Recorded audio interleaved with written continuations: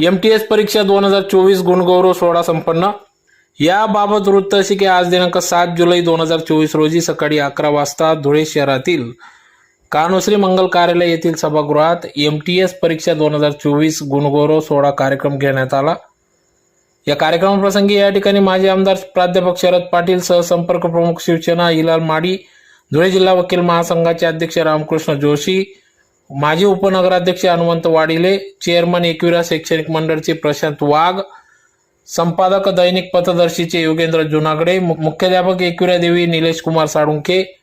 माजी सभापती गुलाबभाऊ माडी, युवा सेनेचे जिल्हाध्यक्ष हरीश माडी, उपजिल्हा प्रमुख युवा सेना कुणाल कानकाटे, धुळे जिल्हा ABP माझाचे प्रतिनिधी धनंजय दीक्षित, युवा सेना महानगर प्रमुख धुळे सिद्धार्थ करंकाड, युवा सेना महानगर प्रमुख मनोज जाधव,